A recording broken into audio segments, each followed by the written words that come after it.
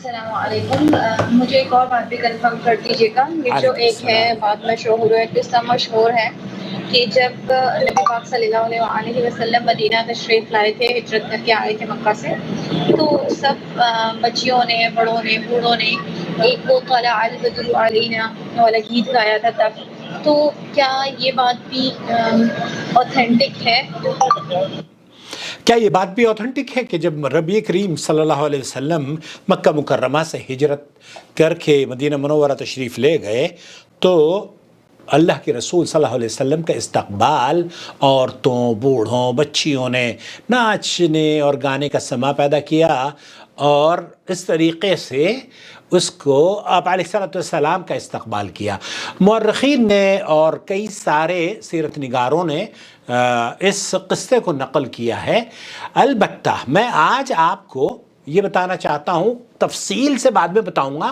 جب نبی کریم صلی اللہ علیہ وسلم مدینہ منورہ تشریف لے گئے تو مدینہ منورہ کا نام یثرب ہوا کرتا تھا. چلیے رخ کرتے ہیں آج سب سے پہلے سماحت الشیخ صالح الفوزان کی محفل میں. ان سے یہی سوال پوچھا جا رہا ہے. صحیح ان اہل المدینہ قد استقبلوا رسول اللہ صلی اللہ علیہ وسلم. یہی پوچھا جا رہا ہے کہ اہل مدینہ نے نبی کریم صلی اللہ علیہ وسلم کا استقبال ان کلمات سے کیا تھا.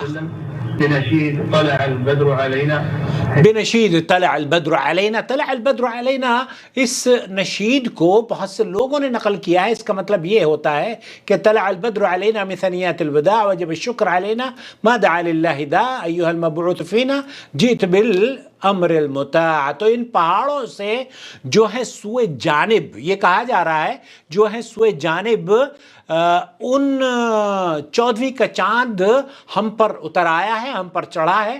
کیسا عمدہ دین اور تعلیم ہے، شکر واجب ہے ہمیں اللہ کے، ہے اطاعت تیرے فرض تیرے حکم کی، بھیجنے والا تیرا ہے کبریا. اس سلسلے میں رحیق المختوم نے بھی اور سیرت کی رحمت للعالمین وغیرہ کا حوالہ دیا جاتا ہے. تو شیخ صالح الفوزان اس سلسلے میں کیا فرما رہے ہیں؟ يوجد من يستدل بذلك على هذه الاناشيد بهذه القصة. اس قصے کی سند ثابت نہیں ہے. شیخ صالح الفوزان فرما رہے ہیں کہ یہ جو نشید ہے بڑا مشہور ہے، اس کی کوئی حیثیت نہیں ہے. یہ طلع البدر علینا یہ کہا جاتا ہے، لیکن کیا اس کے معنی اور مفہوم پر کسی نے غور و فکر کی ہے؟ ثنیات الوداع کہا جا رہا ہے کہ ہمیں چاند نمودار ہوا ہے، یا چاند مدینہ منورہ میں اترا ہے، یا چاند مدینہ منورہ میں چڑھا ہے، جو بھی معنی کر لیں. اور من ثنیات الوداع، جنوب کی جانب سے ثنیات الوداع. ثنیات الوداع محض على طريق مکہ. ثنیات الوداع محض طریق علی مکہ. شیخ فرما رہے ہیں کہ آپ علیہ السلام پوری دنیا جانتی ہے کہ مدینہ منورہ مکہ مکرمہ سے مدینہ منورہ تشریف لے گئے تھے، نہ کہ شام سے. تو جنوب کی جانب نہیں ہے یہ جو مقام ہے. لأن الرسول صلی اللہ علیہ وسلم جاء إلى المدینہ من طریق الجنوب. من طریق الجنوب، آپ علیہ السلام جنوب سے مدینہ منورہ میں داخل ہوئے ہیں. ما جاء من طریق الشمال حتى يمر على ثنیات. ما جاء من طریق الشمال حتى يمر على ثنیات. او یہ جو مقام ہے جنوب میں ہے، شام کی جانب ہے، اور آپ علیہ السلام مکہ مکرمہ سے آئے تھے نہ کہ شمال سے آئے تھے. الوداع ثنیات الوداع شمال المدینہ. شمال المدینہ، ثنیات الوداع شمال المدینہ. تو اس طرح سے یہ قصہ ہی دراصل سند کے طور پر ثابت نہیں ہوتا. ما ينطبق على هذا. تو جو مدینہ منورہ میں رہتے ہیں، ایک اور چیز میں آپ کو بتانا چاہتا ہوں، یہاں قدر تفصیل سے ڈاکٹر عثمان الخمیس فرما رہے ہیں کچھ. وہ طلع البدر علینا وجب الشکر علینا ما دعا للہ دا. یہ وہ کلمات ہیں، مبعوث فینا جئت بالامر المطاع. وہ کلمات ہیں جو آپ نے رٹے ہوں گے. جئت نورت المدینہ. جئت نورت المدینہ. مرحبا یا خیر داع. مرحبا یا خیر داع. هذه أبيات مشهورة تنشد ويقصد بها النبي الكريم صلی اللہ علیہ وسلم. اس نشید کو بیان کیا جاتا ہے اور اس سے مقصد یہ لیا جاتا ہے کہ آپ علیہ الصلوۃ والسلام تشریف لائے اور آپ علیہ الصلوۃ والسلام کا استقبال کیا گیا ان کلمات سے. وقد تكلم أهل العلم اس بارے میں اہل علم نے بہت خوب نصیحتیں اور واضح کر دیا ہے في ثبوت هذه القصة او هذه النشید. زمن النبي یہ واقعہ نبی کریم صلی اللہ علیہ وسلم کے دور میں ہوا ہے یا نہیں؟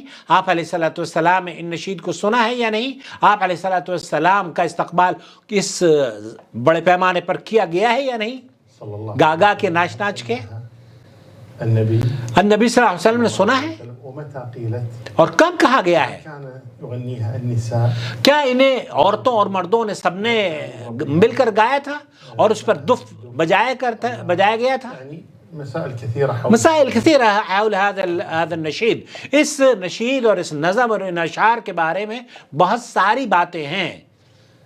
من حيث الإسناد من حیث الاسناد، اسناد کی اگر بات کی جائے، من حيث علم الحديث من حیث یہ ان احادیث ان لوگوں کے بارے میں بات کی جا رہی ہے جو حدیث کی چھان پھٹک کر لیتے ہیں، قصے کو سمجھنے کے لیے اس کی حقیقت تک پہنچتے ہیں، اسانید پر غور و فکر کرتے ہیں.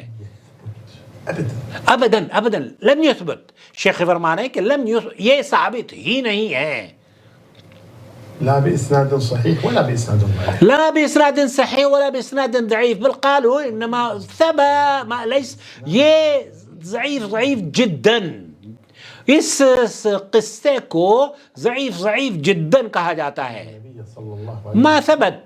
وسلم لما هاجر من مكة شرفها الله إلى المدينة شرفها الله، مدینہ منورہ جب آپ تشریف لائے مکہ مکرمہ سے ہجرت کرنے کے بعد، بلغ أهل المدينة بهذا الإنشاد فرحون بقدومه. آپ علیہ الصلوۃ والسلام کا استقبال کیا گیا، آپ علیہ الصلوۃ والسلام کے لیے خوشی کا اظہار کیا مدینہ منورہ والوں نے. یا كما قلنا لا تثبت سندا، جیسے کہ ہم نے کہا کہ یہ قصہ ثابت نہیں ہے، لم يثبت شيء منها، لم يثبت منها شيء، اس سے کوئی ثابت نہیں ہوتا.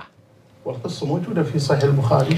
اور قصہ موجود ہے فی صحیح البخاری، وہ تمام قصے محدثین نے نقل کیے ہیں کہ آپ علیہ الصلوۃ والسلام کس طریقے سے ہجرت کر کے تشریف لے گئے.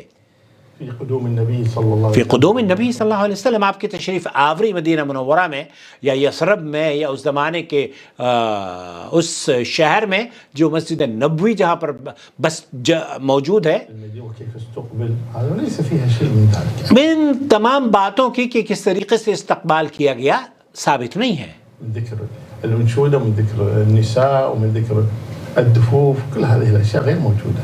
یہ دف کا بجانا، یہ رقص و سرور اور خوشی کا اظہار اور بچیوں کا اس طریقے سے یہ جیسے فلموں والے دکھاتے ہیں، اور خاص طور پر ہمارے بریلوی بھائی تو بہت خوب اس کو بناتے ہیں. هذا عدا ما فيها من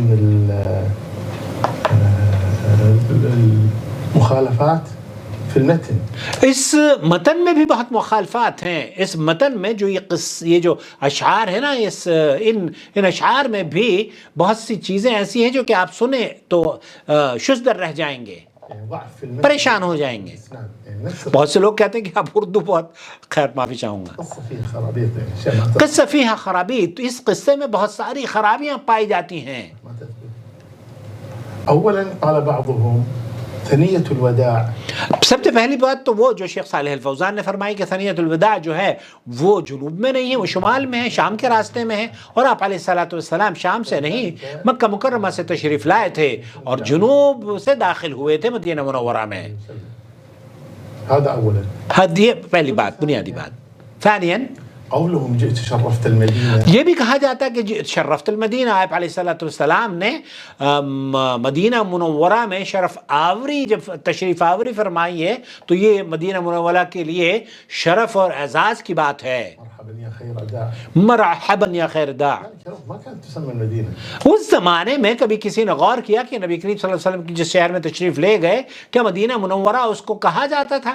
کیا مدینہ کے نام سے وہ شہر مشہور تھا؟ اسمها يثرب.